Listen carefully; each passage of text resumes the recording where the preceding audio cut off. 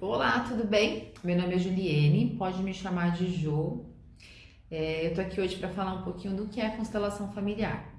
Antes de começar falando o que é constelação familiar, eu vou falar o que não é constelação familiar. Este nome constelação carrega um aspecto meio místico, né? Por conta das estrelas, constelação, as pessoas confundem um pouquinho. E eu confesso para vocês que no início, quando eu conheci as constelações, eu achava que era completamente místico, religioso. Eu tinha essas crenças e eu achava que era isso mesmo. E no dia que eu vi, eu falei, uau! Então eu vou explicar para vocês o que não é. A constelação ela não tem cunho religioso, ela não é ligada a nenhuma religião, ela não tem nenhum aspecto místico que as pessoas têm, ela não tem ligação com o espiritismo, com o espírito. Não que isso seja excluído, eu acho que tudo faz parte aqui, aí é a minha opinião, todos nós estamos interligados, mas ela não tem esse cunho que muitas pessoas confundem que tem. A gente conhece a constelação como um processo terapêutico. Hoje a constelação também é reconhecida como a ciência dos relacionamentos e hoje nós estamos em vários campos. Campo da saúde, da pedagogia, das organizações, do jurídico. É um campo que está se conquistando cada vez mais adeptos. Então vamos lá. A constelação, ela trata de sistemas. O que são sistemas? Nós viemos de um sistema familiar e nós interagimos todo momento com vários sistemas. Uma empresa é um sistema, uma escola é um sistema, a torcida do Corinthians é um sistema, a torcida do Brasil é um sistema. Então, nós interagimos a todo momento com vários sistemas.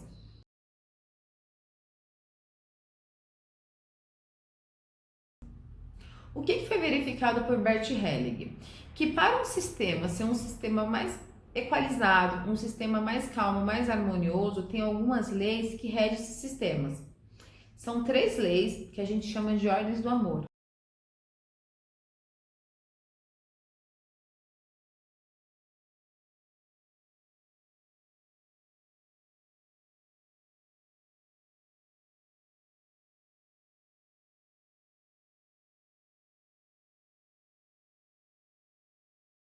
Que muitas vezes a gente está olhando para coisas do passado, não é que a gente quer, mas é por conta desse sistema que precisa de alguma forma ser visto. Se algo foi excluído lá atrás e muitas pessoas estão emaranhadas com algo lá de trás, é para que aquele elemento seja incluído no sistema. A gente fala muito de inclusão no sistema.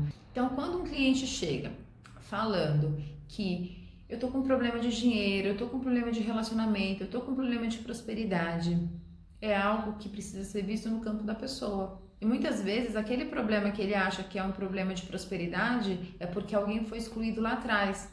E o que ressoa aqui para ele no presente é um problema de prosperidade. Algo que não foi olhado, algo que foi deixado, só que manifesta através disso. E o campo mostra.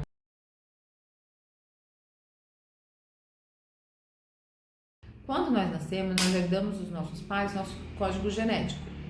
Nós herdamos cor de cabelo, cor de olhos, cor de pele. Mas o que foi identificado? Foi identificado que nós herdamos também um campo de informação, que a gente chama de campo morfogenético. O que é esse campo morfogenético? É algo muito parecido como se fosse um campo de energia. Então, nesse campo de energia, tem muitos traumas, medos, dores. Vamos imaginar um campo como se fosse uma frequência de rádio. Quando aconteceu algum trauma, algum medo, algo que tenha extrapolado, tenha feito uma força muito grande nesse sistema, é como se esse sistema tivesse dado uma informação para esse campo. A epigenética hoje, ela fala, e eu vou passar um videozinho aqui para vocês, ela fala um pouquinho do que representa esse bugzinho no nosso campo. Eu vou explicar para vocês através desse videozinho.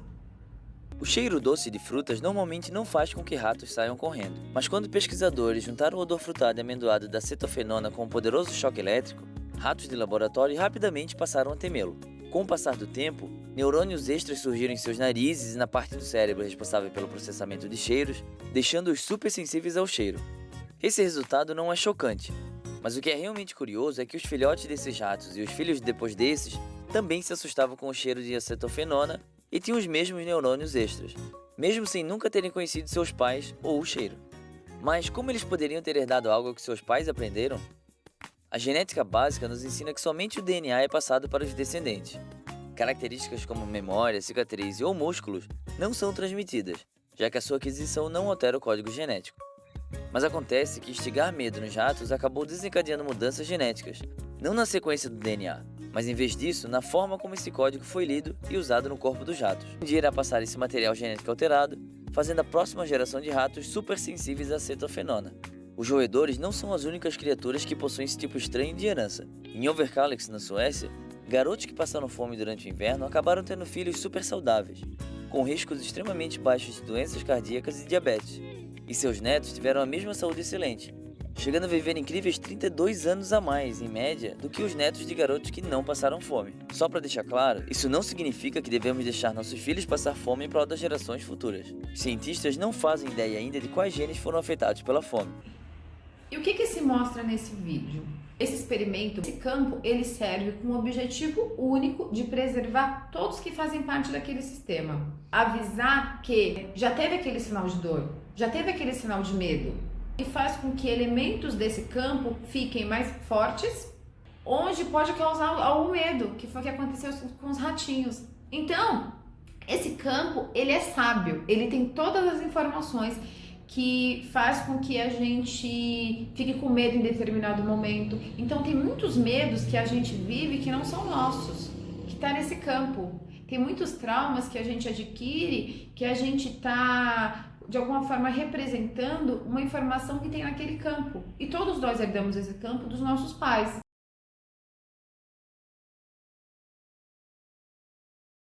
Quando chega um cliente com um problema, eu não consigo me relacionar com ninguém, eu não consigo um amor, eu não consigo um trabalho, eu não consigo... A gente vai abrir esse campo. E como que é feito o trabalho de constelação? O trabalho de constelação, nós materializamos essa energia nos bonequinhos ou nas pessoas. Tem duas formas de fazer constelação. A gente tem os trabalhos em grupos e os trabalhos individuais. O que são os trabalhos em grupos? A gente se reúne, né, numa sala, num ambiente, um grupo de pessoas, o cliente leva a questão, o terapeuta escolhe determinados representantes para aquela questão e aí as pessoas começam a sentir no corpo o que aquela informação daquela pessoa escolhida está sentindo. Mais ou menos assim, a pessoa está com problema de relacionamento, escolheu o pai, a mãe, dependendo do discurso da pessoa, o pai, a mãe, a pessoa e o relacionamento. Como que a gente faz, né? As pessoas falam assim, mas como que é? Você sente no corpo, né? Estranho, mas incorpora, baixa o espírito. Não é isso. Nós estamos entrando na energia da pessoa. A energia está na pessoa, a energia está em todo momento, em todos os lugares. Eu ressoo a energia, você tem um campo de energia, todos nós temos esse campo de energia. Só que nós vamos intencionar, a gente tem o poder de intencionar, todos nós temos aquela determinada energia, porque a pessoa está naquele campo. Então, aquele campo que nós formamos ali é o campo daquela pessoa naquele momento. Escolheu o pai, o representante do pai vai entrar em um estado de não julgamento, de presença, de não fazer representações do que é, do que não é. A pessoa simplesmente vai ver as informações que vem no corpo. Eu costumo usar uma técnica que eu falo nos meus atendimentos, que eu falo para os meus clientes, de respirar e aí começar a absorver. A gente faz uns exercícios antes de entrar em campo para a pessoa conseguir identificar. E a partir disso a pessoa vai começar a ter movimentos, a pessoa vai começar a ter sentimentos, a pessoa vai começar a sentir desconforto. Todos nós temos essa capacidade, todos nós. Nosso corpo funciona como antena. Sabe quando você chega no lugar e você fala assim, nossa, esse lugar aqui tá desconfortável, eu não tô me sentindo bem, essa energia aqui é pesada. É isso que acontece. Só que a gente vai intencionar, olha, você vai ser o pai, você vai ser a mãe. E quando nós fazemos um trabalho individual, nós usamos de auxílio os bonequinhos. Então, nós nos conectamos com o bonequinho, né? Então, por exemplo, eu intenciono aqui a mãe da pessoa.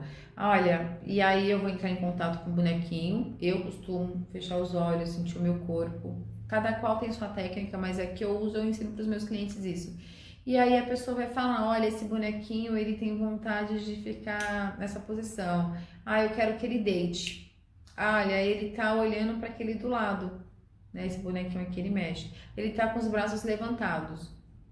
Então ela vai começar a dar informações do que ela sentiu se conectando com esse bonequinho. Quando a gente faz um trabalho individual, a gente usa também âncoras de solo e a gente representa como se fosse um representante na constelação.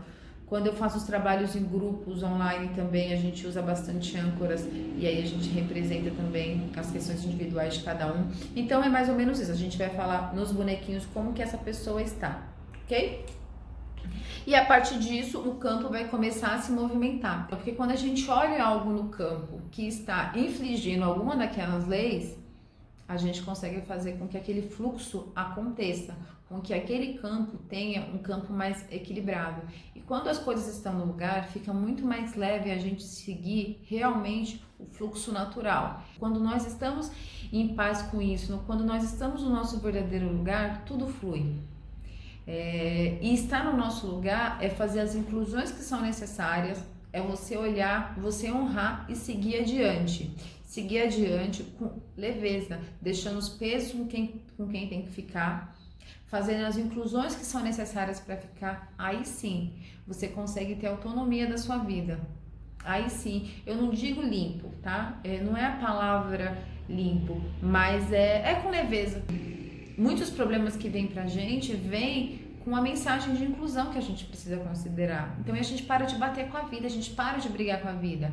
A filosofia sistêmica, ela é muito rica. Eu, particularmente, era uma pessoa muito reativa. Tudo ia com muita força e isso acalentou em vários problemas que eu tive com sócios, tive muitos problemas financeiros, de quebrar a empresa, de ter problemas com hierarquia, com chefia, mas hoje, através da filosofia, através do meu campo, eu pude entender tudo isso. Por isso que eu falo, não é só a constelação, é a constelação, mas é o movimento filosófico da constelação. E se você consegue entender, se você consegue praticar essas 3 leis em todos os aspectos da sua vida, a sua vida caminha. E não é porque você quer, é porque o seu campo está em harmonia, é porque os sistemas que você tá em harmonia. É como se cada peça estivesse no seu lugar, entendeu? Como se fosse um quebra-cabeça, cada pecinha tá no seu lugar. A partir do momento que a gente olha o campo, uma visão do que ela tem que movimentar para que ela chegue naquele objetivo. Realmente eu vejo mais resultado na minha vida, o que eu vejo resultado nos atendimentos. Quem tiver dúvidas, me manda, se você entendeu, se você ficou confusa, se eu desmistifiquei para você, se eu confundi mais, sua opinião vai ser muito bem-vinda, tá bom? Um beijo, eu espero você aí dentro dos meus projetos, estou realizando vários projetos legais e eu espero você. Um beijo.